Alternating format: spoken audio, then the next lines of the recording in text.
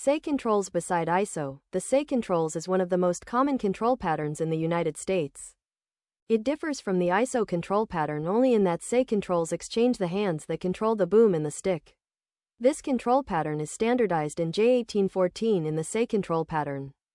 The left-hand joystick controls swing, left and right, and the main boom, up and down, and the right-hand joystick controls the stick boom, away and close, and bucket motions, close and dump. Left hand left equals swing left. Left hand right equals swing right. Left hand forward equals main boom down. Left hand back equals main boom up. Right hand left equals bucket curl in, closed. Right hand right equals bucket curl out, dump. Right hand forward equals stick boom, dipper, away. Right hand back equals stick boom, dipper, close. Some excavators have the possibility to change the operating mode from say to ISO and from ISO to say. ISO versus say. Excavator joystick control patterns. No matter what size excavator you're using, the controls will operate the same. There are two main excavator control patterns: ISO, established by the International Organization for Standardization, and say, established by the Society of Automotive Engineers. ISO is the more common pattern and is often referred to as CAT controls because it's what CAT machines often use, or excavator controls.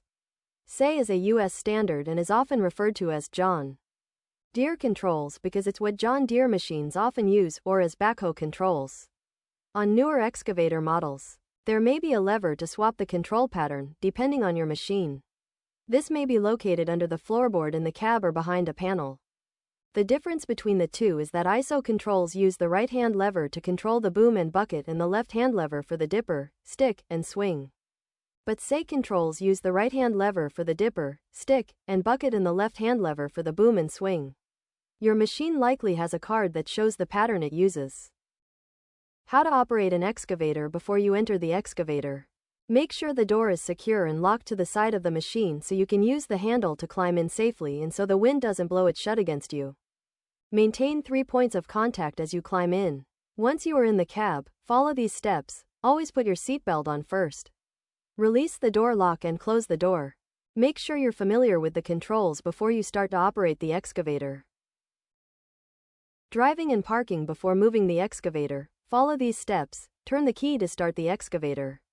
Check the display for error codes and ensure it has fuel. Engage the safety lock lever. The controls won't work while it's locked. There are 2 track pedals, one for each track. These have hand controls and foot pedals. So you can also use your feet to push. Pushing forward moves the track forward while pulling back moves it back. Therefore, you will push forward on both controls to move the excavator forward. Pull back on both to move back. Use a combination of pedals to steer and maneuver the excavator. You may find it easier to drive the excavator if your cab is squared up to the tracks so the orientation is clear. To park the excavator, lower the bucket to the ground. Put the safety lock lever down and turn the power off using the key. Digging and trenching for the most stability while digging, line up in a straight line. The following tips will help you learn how to use the excavator bucket to dig. Extend the dipper, stick and bucket all the way out, then lower it till you're about a foot off the ground. Point the bucket teeth down, lower it to pierce the ground, and then curl the bucket in to dig and fill the bucket. Raise the bucket 5 to 6 feet off the ground. Then swing left or right to dump. Repeat the action. As you get more experienced, you can use both levers at the same time to scrape a thin layer off the surface of the ground.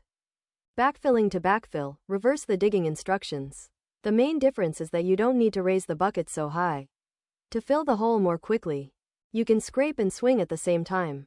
You may be able to flatten the bucket and use the back or the side of it to push the material into the hole as you swing back or sideways. Don't do this with a lot of material or heavy substances.